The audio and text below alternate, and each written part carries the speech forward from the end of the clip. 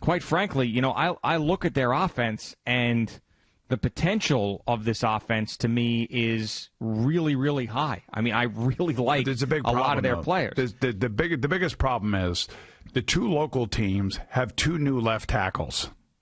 Mm-hmm. And the teams that they're playing all have tremendous pass rushes, especially in the beginning of the season. But these aren't just two run-of-the-mill left tackles who came off somebody else's practice squad. But Gia, I'm just telling you that for Andrew Thomas on Monday night, he's playing against Pittsburgh. They play a 3-4 defense. Yeah. And it still has a lot of the principles that the great Dick LeBeau had in that defense, the fire zones, the different configurations. And just in pass protection alone, there is a lot of miscommunication when you play against them. Now, I would think that Jason Garrett is going to try to keep this as simple as he possibly can for the left tackle and probably help him out a lot. Try to put a back over there, try to put an extra, tight end over there, and just give him a hand to slow it down. Because if they come out there and in the first series, Daniel Jones drops back to pass, I don't know, T.J. Watt comes running around Andrew Thomas, and sacks him, it's going to be like, oh, here we go again, and then that kid's going to get down on himself. So, I mean, these are legitimate concerns that you would have for both Mekhi Becton and Andrew Thomas, especially the first month of the season. Now, they've been going against pass rushers, obviously, at the Giants and the Jets, but the Giants and the Jets don't have pass rushers like they're going to see in real game action. So, yeah, it's a wake-up call. Right, and was going to be my point, is conversely, on both of these defenses, there isn't a guy that you fear coming after the quarterback in both of them. And so they have an issue. Both teams have issues. Yeah, no, they do, and they're not. I'm not saying that either one of them are going to be. If you look at the projected win totals and the over/unders on these teams, I mean, nobody believes in either one of them. I think that 6 wins is like the maximum that anybody is predicting for either one of these teams. Yeah. It seems like I could see. I could see Greg Williams devising a defensive game plan and trying to confuse Josh Allen, but I can also see Josh Allen running around like a maniac making plays. And getting out of tackles, and much like we saw last night with Deshaun Watson a couple times, he's both of these kids have just got to calm down. And when you watch Patrick Mahomes, you see the ultimate in like the coolest dude on the football field. The guy that's out there just, kind of going through everything like he belongs there, and there's no panic at all. And then you watch these other quarterbacks, and you see panic, you see they're not frightened, but they just overreact to things, and you're trying to get to the point where Patrick Mahomes has already gotten to. So these are the things that I like about the Giants, and I've made fun of Joe Judge a little bit with some of his craziness early on and his personality. We've had some fun with it. But the things that I like is I do believe that he's extremely detail-oriented and is going to provide structure to this team that has a lot of young players on it.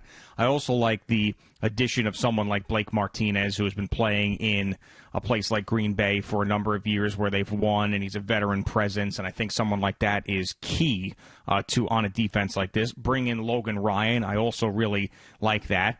And quite frankly, I'm excited about what Daniel Jones can be. I really am. I mean, to see how mature he was last year and the way that he played the position, I mean, regardless of the way the rest of the roster looks, if he matures into a great quarterback, which he's on pace to be, a lot of those other warts can be taken away from the roster. So it's an extremely difficult schedule for them, and it may end up being really rough again for them when they look up after 8 weeks and look at their record. But the way the Giants have built themselves and what they're doing right now, I do feel a little bit better about them than I have in the last several years. It'd be interesting to see Saquon Barkley in the same backfield as Patrick Mahomes, right? Like, what would you do if you're playing against those two players on the field together? And that's what Daniel Jones has got to become the threat in the passing game, so teams are afraid to load up the box on Saquon Barkley. That's all there is to it. It's pretty simple. It's a numbers game. And it's not all that difficult to understand. If you have one less guy around the line of scrimmage, your running back is going to benefit from that. I think that if you play the Giants, the first thing you got to do is you got to stop him. You got to stop Saquon Barkley, and you got to make Daniel Jones show you that he can actually win games by throwing the ball down the field and making the plays on third down. Just a key play here, a key play there. Even like last night's game, a couple key third downs that the Texans just could not convert, and that's all the Kansas City Chiefs need. And so that's not going to be the case. Playing against Pittsburgh, I guess they're going to be a better team, obviously, with Ben playing. But I just worry about pass protection early on for Daniel Jones from his blind side. That's the only thing that really concerns me offensively for them. Defensively, I still think they're going to be in a state of flux in their secondary. And I don't know where the pass rush is coming from. Consistent pass rush. Not the, one game with 3 sacks pass rush. The consistent pressure on the opposing quarterback. Where is that coming from? Sure. And can you see that every game for 4 quarters? Yeah, probably not with either one of these teams. There's a major problem. All right, if you had to pick one of the two to surprise, have a 9-7 record, Jets. sneak into a wild card, Jets. pick the Jets? Yeah. Well, concerning the AFC East, Tom Brady's not there anymore. I know everybody's gushing over Cam Newton. They have 19 guys missing from last year's roster up there in New England, either via trades, free agency, or opting out. So that's a big portion, a third of the team.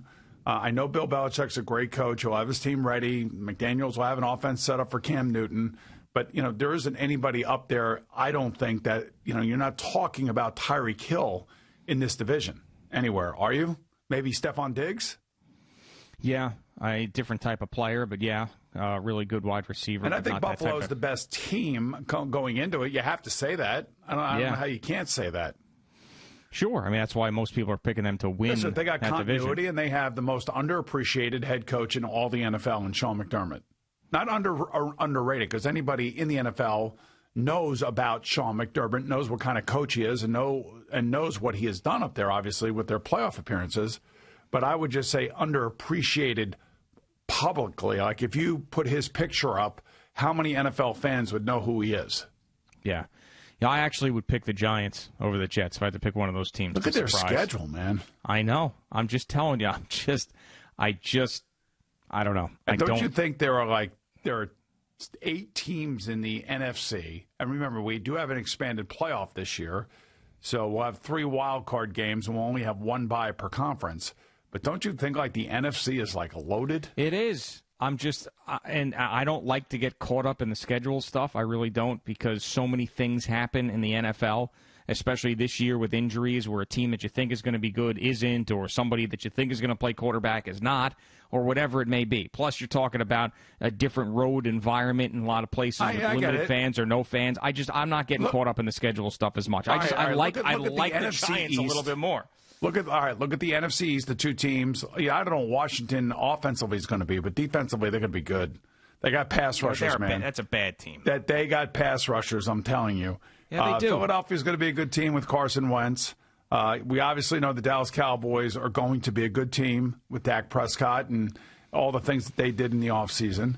But then you take a look at the NFC North, the NFC West, and the NFC South, and all you see are potential Hall of Fame quarterbacks pretty much throughout the divisions. Yeah, the Giants' schedule is brutal. There's no two ways about it. It's brutal. It is. I'm the 16 teams in the NFC, they're probably somewhere between 12 and 16 as the season starts.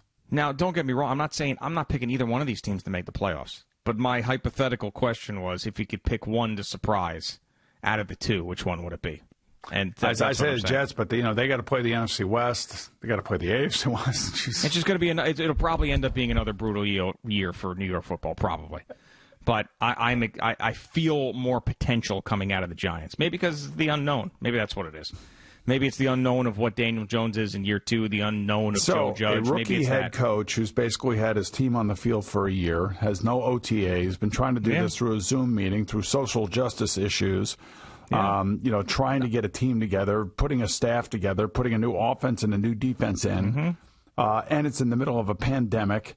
Plus, he's got a suspect secondary. Yeah, he's added a couple veterans here late. That's good. I don't know, man. They got a rookie left tackle. There's a lot of things to be concerned about. That's all. Sure. And I think they're on the right track. And I could go through the Jets. There's a lot of things to be concerned about, too. I mean, their two best defensive players to start the season last year are not there this year. Their wide receiver situation is a mess. Their running back is a head case. I don't know what to say about the head coach at this point, other than he's been, at the very best, I could say, he's mediocre as a head coach. 6-2 in the last 8 when he had a starting quarterback back. No, okay, fine. But over the course of his career, he's been okay.